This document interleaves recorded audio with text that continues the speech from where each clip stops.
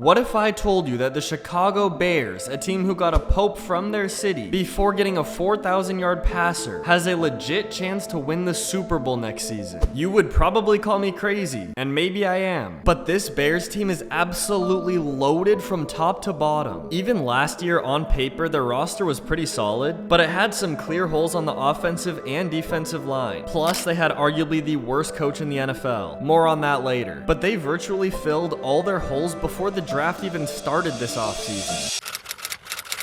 Starting off with their defensive line, in my opinion, their biggest signing was Grady Jarrett. He is coming off of statistically his worst season, but believe me when I tell you this man is far from being washed. He was on the Falcons last season, who also had an abysmal defensive line, and that allowed opposing teams to double him at a ridiculous rate. Through the first 5 weeks of the season, he was the most double-teamed interior defensive lineman in the NFL. They signed Dayo Adengbo from the Colts, who in my opinion is a very underrated defensive end, and they already have a very good secondary.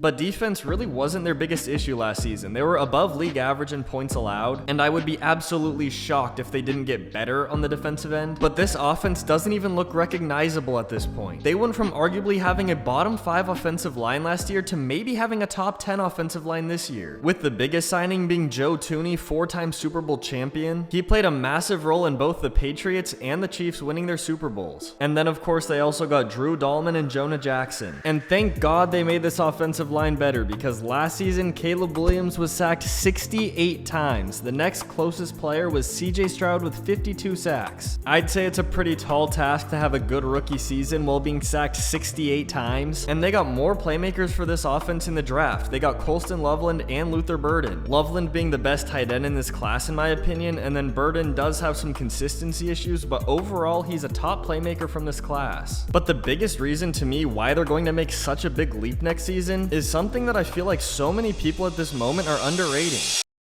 The Bears have Caleb Williams with Ben Johnson now. It feels like we're all forgetting how good Caleb Williams is. 1 year ago, he got drafted and was dubbed a generational prospect. And in his rookie season, playing for a coach who wouldn't even tell him what to look out for in the film room, he still put up over 3,500 yards, 20 touchdowns, and only 6 interceptions. Not to mention that his offensive line was also horrible. And now we're pairing him up with the guy that turned the Detroit Lions and Jared Goff into looking like both the best offense in the league and a top 10 quarterback in the league. Jared Goff literally placed 5th in MVP voting this year, the first Lions player since Barry Sanders in 1997 to receive an MVP vote. So I think Ben Johnson is capable of turning arguably the greatest prospect we have ever seen at the quarterback position, Caleb Williams, into an MVP caliber player this season. And this Bears team really did show some flashes last season. They started off the season 4-2, and to me it seemed like that Hail Mary that they allowed against the Commanders really threw off some of their momentum, but they also almost beat the Lions on Thanksgiving. If it wasn't for Eberflus's blunder by not calling that timeout, they legit could have won that game. And these are mistakes that I just don't expect Ben Johnson to be making. Okay, so we've established the changes the Bears have made this offseason, but what does it take to actually win the Super Bowl? Well, for starters, there's only been one team in the NFL since at least 1994 that has been paying their quarterbacks more than 13.1% of their team's salary cap that then went on to win the Super Bowl. That being the Chiefs and Patrick Mahomes in 2022. This shows us that it's much more likely for a team to win their Super Bowl while their quarterback is still on the rookie contract, unless your name is Patrick Mahomes. But this would also statistically eliminate 9 teams from Super Bowl contention, and more than half of those teams are legitimate playoff contenders this season. But unfortunately for the Bears, of those 5 teams that are legitimate playoff contenders next season, only one of them, the Rams, are in the NFC. But let's take a closer look at the NFC North.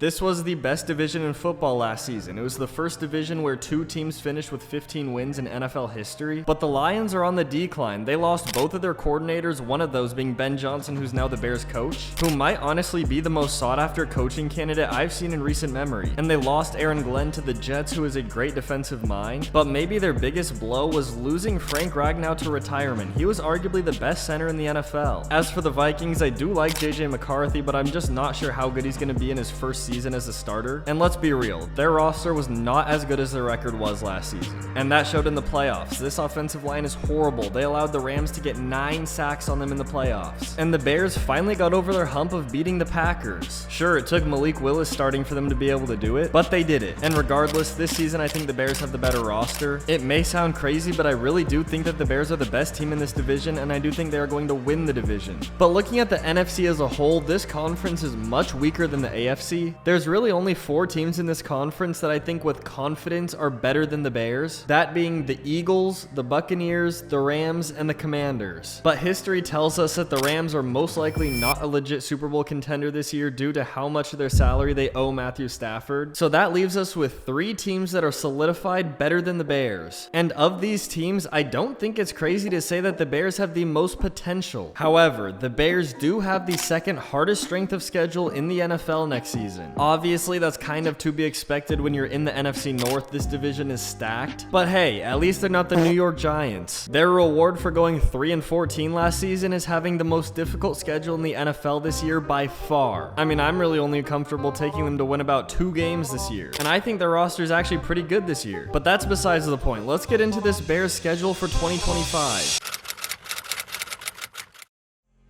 They come out the gates in both week 1 and 2 playing division rivals. In week 1, they're playing against the Minnesota Vikings, and in week 2, they're playing the Lions. And I think it's fair to say that they come out of this stretch going 1-1. However, it is definitely possible that they go 0-2. That's followed by the Cowboys and the Raiders. And those are both 2 teams that I think are underrated and better than people are giving them credit for. Dak Prescott's going to be back to being fully healthy. George Pickens is one of the best vertical threats in the league. And for the Raiders, Geno Smith is probably the most underrated player in football. Upgraded coach and Pete Carroll. Obviously, they drafted Ashton Genty. This team is not a cakewalk, but I honestly think they beat both of these teams. Then, following their bye week in week 5, in week 6, they head into Washington. And even though they are coming off of their bye week, this is a very good Commanders team who has also made some very good moves this offseason. I am going to give this one to Washington. And then a home game versus New Orleans. The Saints might as well not even show up for this game. I got the Bears by a lot. I think the Saints are the worst team in football, and this means that the Bears are starting another season 4-2. But then they have a very tough road stretch playing the Ravens and Bengals both away. We've seen how good Lamar Jackson and the Ravens are playing in the regular season against NFC teams. He has only lost 1 game to an NFC team since 2018, which is insane. But I do think either way the Ravens are the better team. I think they beat the Bears. But the Bengals front office is a mess right now. I have no clue what's going on with their defense. I'm going to take the Bears to win this game. And now they have a nicer 3-game stretch. They've got the Giants at home.